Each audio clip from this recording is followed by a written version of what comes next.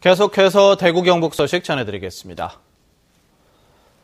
대구와 경북 지역은 대체로 맑은 가운데 낮 한때 구름이 많겠고 낮 기온은 어제보다 조금 낮겠지만 여전히 평년보다 높은 기온 분포를 보이며 덥겠습니다.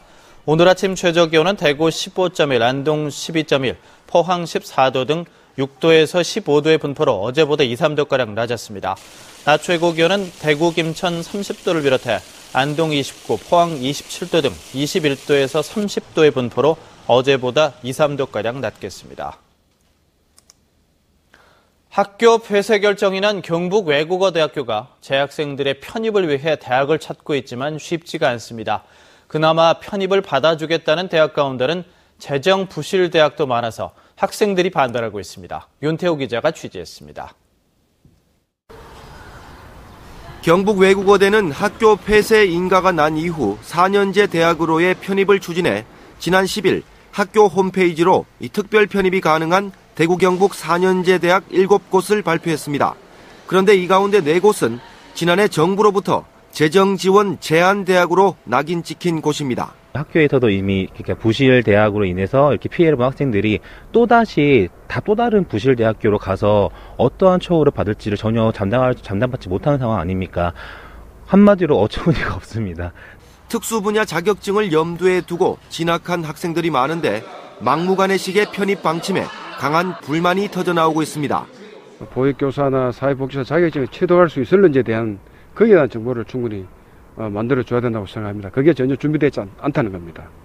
이런 가운데 경북대와 영남대, 계명대 등 지역의 주요 4년제 대학들은 편입 반대 의사를 분명히 밝히고 있습니다.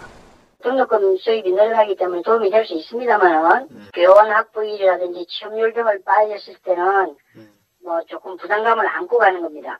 학교에서는 상당히 부정적인 의견이 많은 걸로 제가 알고 있습니다.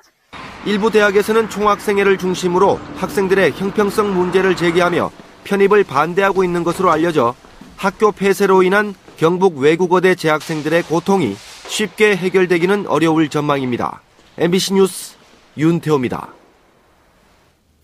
김범일 대구시장이 오는 18일 광주에서 열리는 제33주년 5.18 민주화운동 기념식에 참석할 예정입니다. 김범일 시장은 대구와 광주 간의 달빛 동맹을 강화해 양 지역의 새로운 발전과 영호남 화합을 이끌어내기 위해 영남권 지방단체장으로는 처음으로 기념식 참석을 결심했다고 밝혔습니다. 또 이재술 대구광역시의회 의장 등 시의원들도 기념식에 함께 참석할 예정입니다. 대구 지하철 노동조합은 최근 5년 동안 대구 도시철도 무임승차로 1,300억 원의 손실이 발생했다면서 국가가 나서서 자치단체의 부담을 덜어줘야 한다고 주장했습니다. 지하철 노조는 무임승차 대부분이 노인 수송인데 정부 사회복지정책에 따른 공익서비스 제공이기 때문에 관련법을 개정해서라도 국가가 부담해야 한다고 주장했습니다. 경산 지역 대학 환경미화원들이 협상이 마무리되지 않을 경우 전면 파업에 들어갈 예정입니다.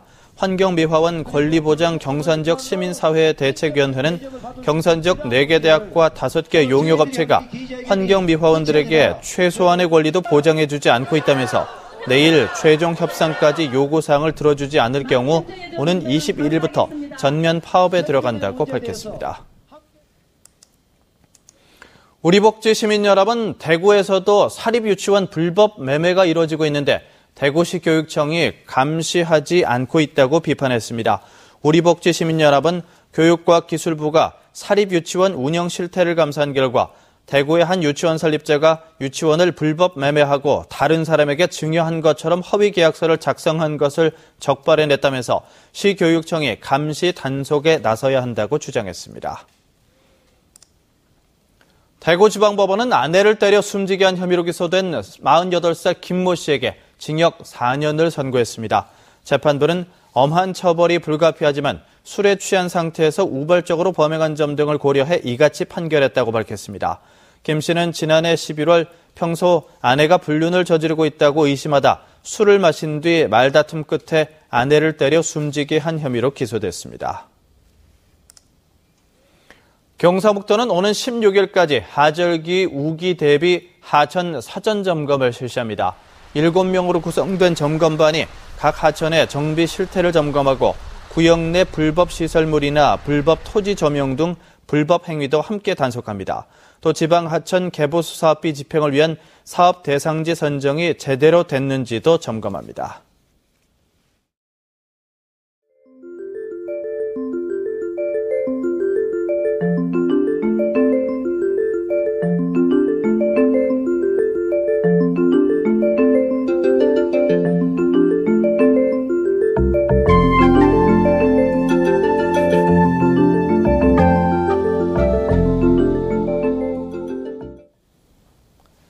MBC 생활뉴스를 마칩니다. 고맙습니다.